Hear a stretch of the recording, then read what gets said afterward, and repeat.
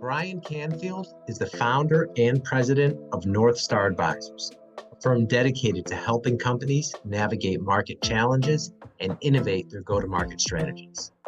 Bryan has a wealth of experience in the logistics industry, having spent 14 years at C.H. Robinson, where he spearheaded numerous divisions and gained deep insights into last-mile delivery, supply chain strategies, and autonomous trucking. We'll also discuss the evolution of logistics technology, the importance of being intentional about innovation, the impact of visibility tools, and the future of autonomous trucking. Bryan shares his insights on managing supply chain efficiencies and the importance of the entrepreneurial spirit within organizations. Bryan also details how he leverages his vast network and expertise to bring value to his consulting clients and discover what excites him about the future of the logistics industry. As always, if you found value from this content, please like and subscribe. Now here's my conversation with Bryan Canfield. Enjoy. Hello, everyone, and welcome to another episode of the Beyond Fulfillment podcast. I'm your host, Dave Goulas. And this week, my guest is the president of Northstar Advisors, Bryan Canfield. Welcome, Bryan. Awesome. Thanks for having me, David. Yeah, thanks so much for being here. So if you could, for everyone, can you tell us what Northstar Advisors is and what you do? Yeah, absolutely. I started Northstar Advisors less than a year ago, back in August. And really the focus was to help companies get an outside view. It can be challenging at times, especially these days where there's a lot of emphasis on, efficiency and driving immediate revenue, to have an outside view of really what's kind of going on in the market, and where you should be going, what you could be focusing on, what things are coming up. And so my efforts are geared towards helping companies with commercialization and go-to-market strategies. So, diagnosing issues in the current go-to-market and designing and helping execute maybe an ideal go-to-market strategy. And the other thing I lean into is research and insights. I mean, companies that want to accelerate new ideas and are really kind of self-aware that, their corporate strategies don't afford their teams enough time to focus on innovating, right? They're focused on efficiencies and immediate revenue generation. So at the end of the day, I mean, I read a lot of things that most executives don't, and I consume a lot of content because I'm curious about, the macro view, and that brings customers a lot of value. So that's how I engage with them today. Okay. And you had a long corporate career at C.H. Robinson over the 14 years, and you spearheaded numerous divisions and kind of built those out. Has that been a major part of the value you bring now with your own firm? Absolutely. C.H. Robinson is great. And I kind of grew up there, out of college. They really foster an entrepreneurial spirit at the organization. So that was super beneficial. I was a bit of an intrapreneur, if you will. I was building services inside the organization, and then I was really able to wear a number of different hats, doing internal sales, account management, capacity management, procurement.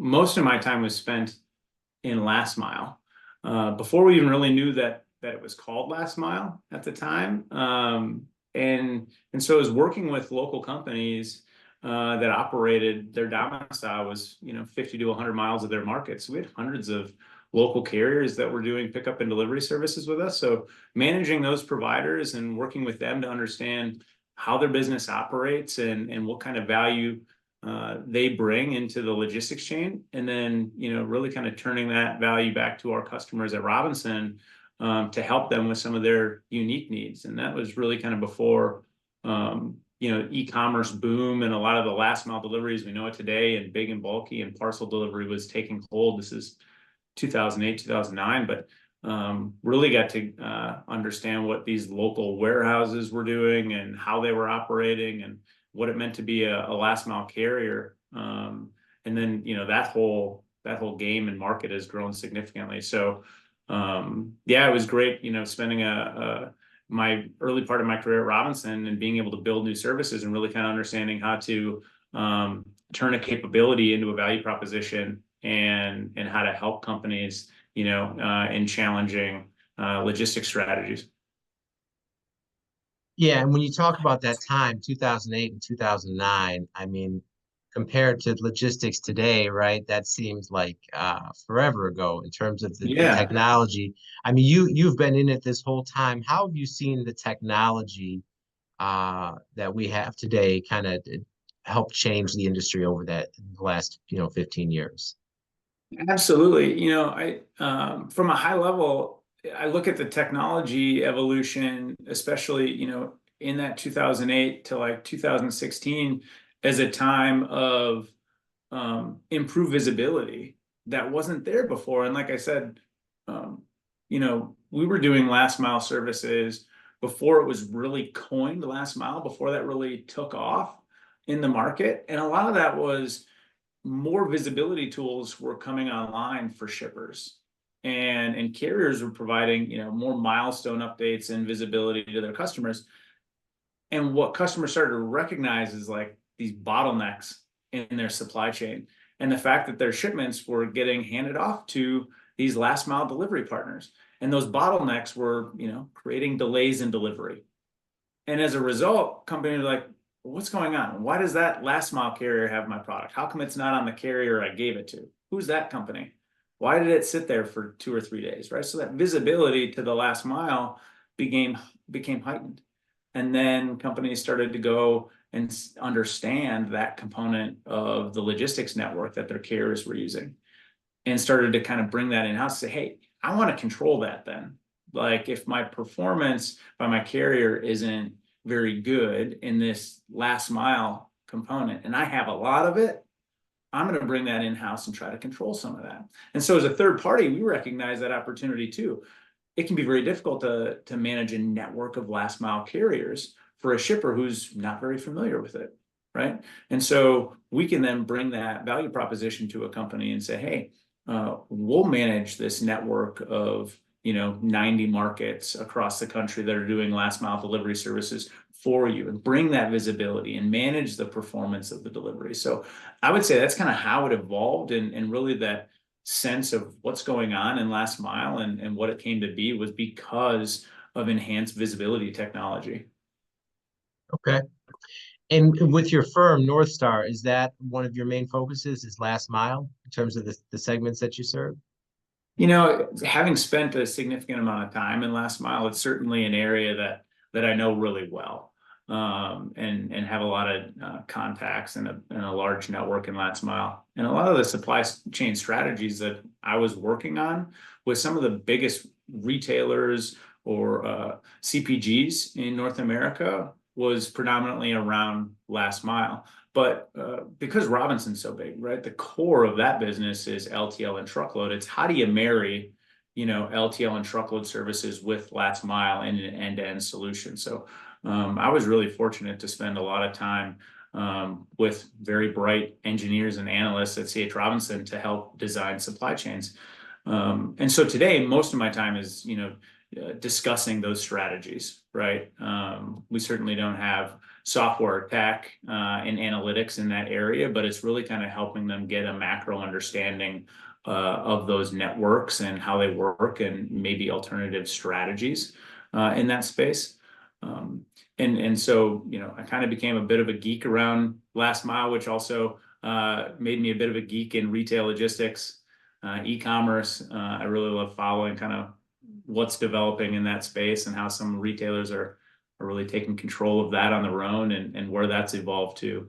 But I was also able to lead other strategies towards the tail end of my career. I was leading autonomous trucking, and that's a really cool and fun space. I had an opportunity to ride in a Waymo robotaxi in Arizona, and I tell you, you get super comfortable quickly, actually, with no one behind the wheel. It was an incredible experience. And so I get a flavor of, what's coming in the future when I was able to lead that. So I don't just focus in last mile. I mean, I have a breadth of experience across all, surface transportation modes in North America. And how's the transition been when you're with like a huge company like C.H. Robinson, and like you mentioned, a lot of resources, a lot of tech, a lot of analytics, to now you're independent and clearly you can use all your experience to provide value, but you don't have some of those same resources that you did before. Yeah, no, I'm amazing resources at CH Robinson now. Honestly, the most challenging transition for me was probably going from like a Microsoft tool set and Outlook into the Google Suite and managing Gmail. Like that probably been the biggest challenge for me. But what's been like incredibly enlightening. Has been my network and these people that I know or I've met and been introduced to. The power of LinkedIn is incredible, and people are so willing to help and so kind. And so, coming and doing my own thing, I realized how big the world is out there, and started to network with folks who then introduced me to other folks, in similar industries. And I feel like I've really developed a pretty big bench across a number of competencies.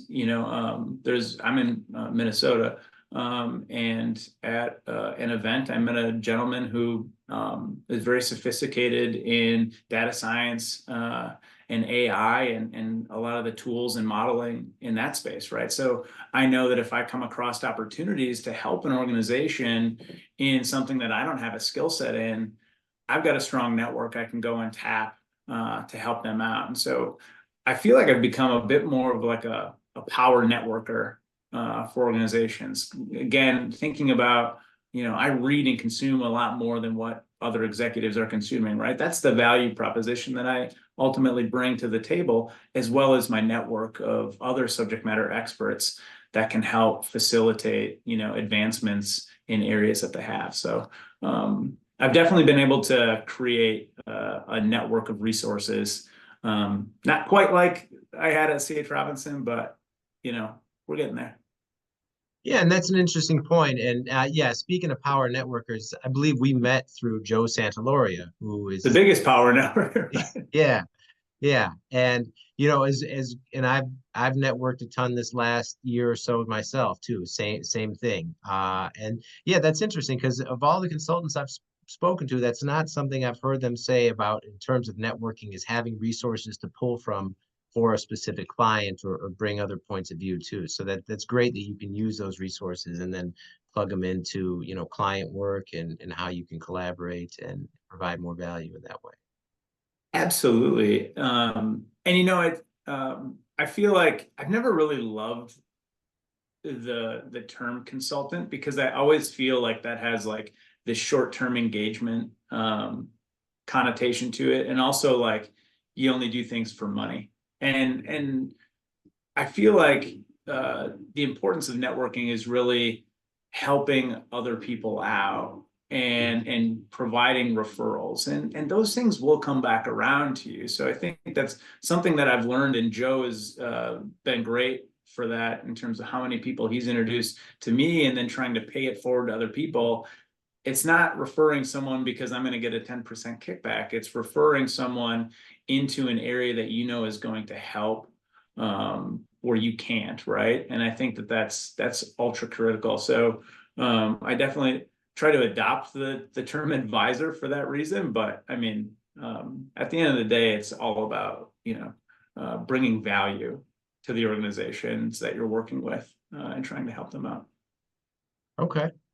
And something you mentioned earlier too, where you said many companies are under the corporate pressure to generate revenue, where it's all about the numbers and they don't have the time or the space to innovate. And like you said, like the stuff you're reading is not what the typical executive is reading. How big of an issue do you see that is, where there's such pressure on these companies to produce revenue today or this quarter, where maybe they're not given the space they need to really innovate properly so they can build something better for the long term? Yeah,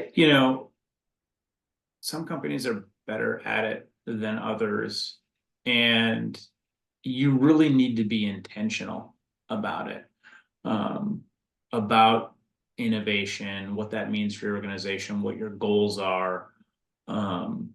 If it is a component of your people's job, and you have, maybe you foster an entrepreneurial spirit in the organization, you want people to go try things. But if they're not incentivized to, they're going to default to what gets them paid, or they're going to default to what brings in immediate revenue for the organization, which ultimately gets them paid. So that's it's got to be intentional, right? And how you do that can vary significantly.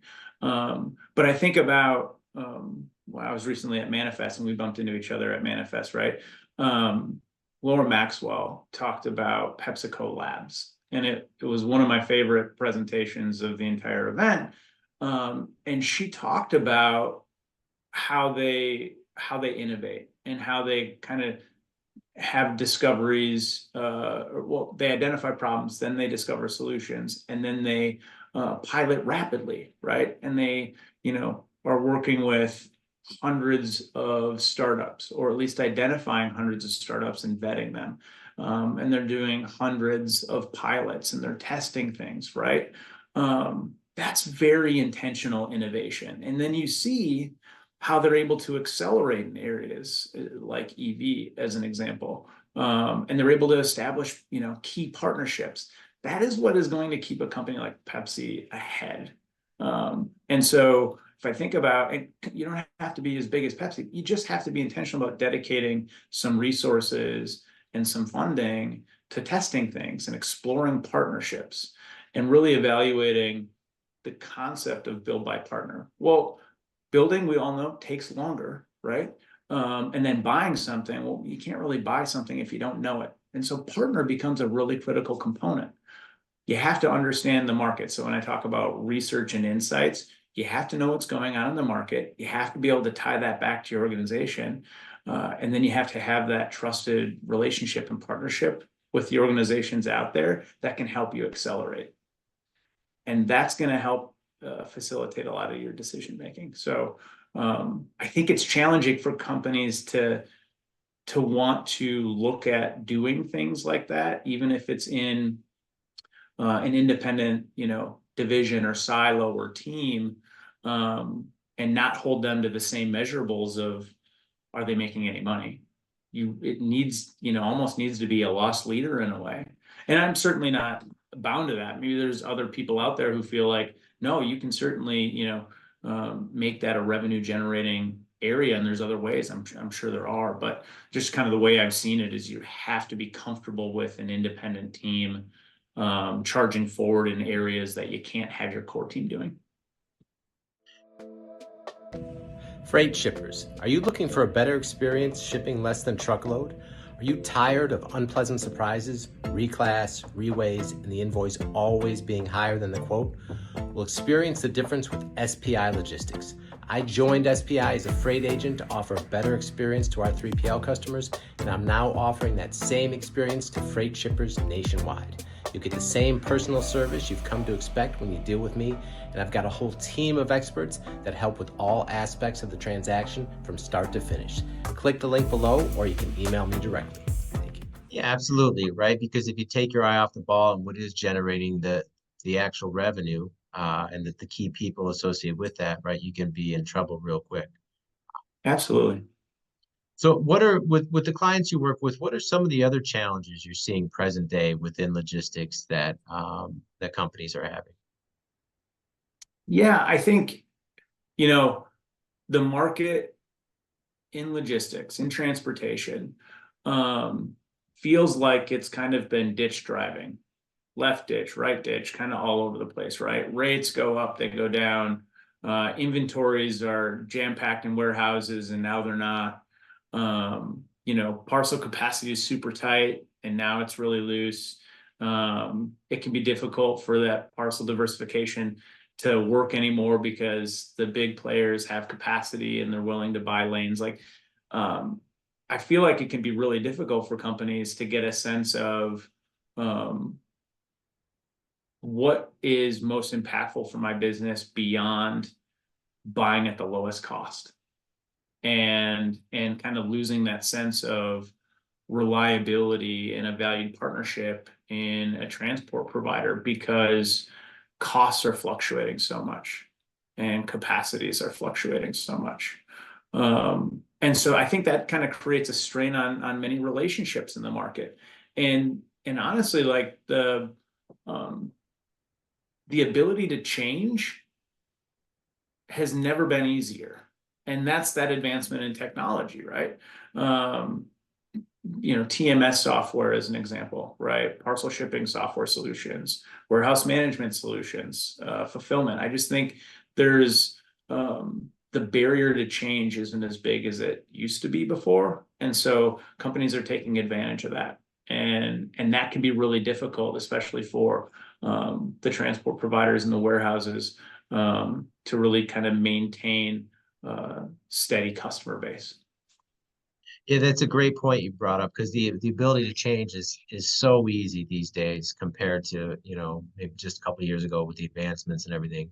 How much do you think, because again, we've seen freight rates plunge, right? And obviously the inflation and the economic headwinds we're dealing with. How big of an issue do you see that is in terms of people changing and people maybe making tough decisions where they have to focus on cost, or maybe they don't have to, but they do just naturally focus on cost first because there's so much pressure on them.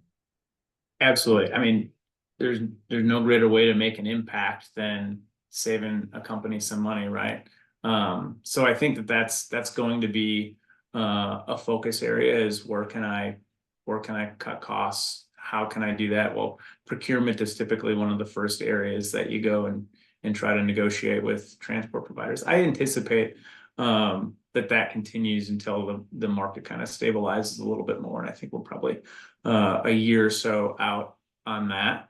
But the advancements in the technology have been amazing. I think the insights that some of the technology that are hitting the market in the last 12 months have been impressive, giving you visibility, like, business intelligence into your costs and your volumes, and helping you understand what strategies you should have for dedicated transport versus spot market, and how your carriers are performing, and being able to benchmark carriers. A lot of that, which I felt like historically, that was the value proposition of a 3PL, is they manage that for you, right?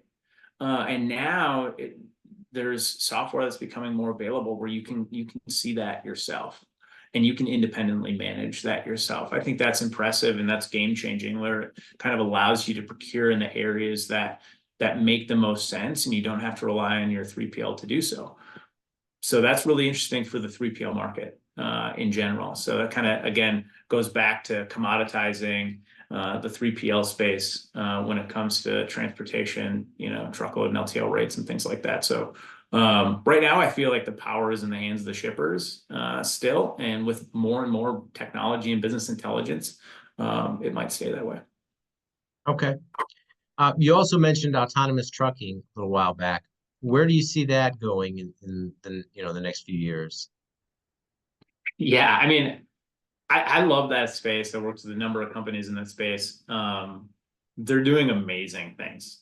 And I've been able to ride in a couple of the autonomous trucks, and they still have drivers in the Class 8 trucks, right? And they kind of have their hands next to the wheel as the vehicle drives in an ODD. And an ODD is an operational design domain, right? So it's basically a mapped stretch of highway that the vehicle knows and understands, and can drive and recognize everything around it and the cars around it. It's incredibly impressive, and I certainly anticipate seeing potentially even as early as this year, as some companies have said, where they will have a lane, and it's typically between Dallas and Houston right now. That lane where they will have a driverless Class 8 truck hauling freight. How many times a day will that truck be hauling freight? Is it once a day? Don't know. Will there be 5 trucks? Will it be 10? That's yet to really kind of come out in full detail, but I think you'll see some of those pilots happening potentially towards the end of the year. and next year. And then I think it'll just kind of continue to slowly grow. The lanes in which autonomous trucks are starting to pilot is growing as well, which is great. I mean, it's going to create supply chain efficiencies. It's going to certainly create jobs. I think one of the challenging components is how fast is it going to evolve? How fast is it going to make an appreciable impact on the transportation and trucking market? And that's really the thing that I think gets a little bit lost, in the media. And I don't think there's not going to be a good answer for it. It's going to slowly evolve over time. And so in my lifetime, I'm sure that there will be hundreds of autonomous, Class 8 trucks on the highways in the South, going in and out of Texas, most likely. But I don't know that, it'll be on every highway. I don't anticipate seeing them in Minnesota. The snow and the ice, ice isn't good for a driver, let alone a no driver vehicle. So. Okay. And so we're early on in 2024 right now. What else are you most excited about this year within your business and with what you see coming up in the market? I mean, in my business, again, I've just had amazing conversations, gained new relationships, have heard, a lot of companies looking to look ahead and innovate and seeking support and an outside view for how to do so. So that's promising for myself. I'm really excited about a lot of advancements in technology. It's incredible what some of these technologies can do, and I've been following a lot of the warehouse automation space, and the fulfillment systems that are out there, and how that's advancing, and I think it's incredible. So I certainly see that taking hold more in the U.S. and North America. So love the technology advancement. I've really enjoyed seeing some of the developments in electrification. That also is going to take time. I don't know that carrots and sticks are going to force everything to change immediately into EV, but I don't think it's a matter of if, it's just kind of when and the timing of everything. So I love the advancements, and so transportation, logistics, retail logistics, supply chain, those are just great areas to be in terms of how things are progressing in technology. Okay. And if people want to get in touch with you and learn more about what you do, what's the best way they can do that? Yeah, absolutely. So just Bryan, Bryan, at NorthstarAdvisor.com. Certainly check me out on LinkedIn as well. Okay. We'll put that in the show notes also. All right. Well, Bryan, thanks so much for taking the time to be here this week. Appreciate that. And that's all the time we have for now. We'll see you next time. Thanks for having me.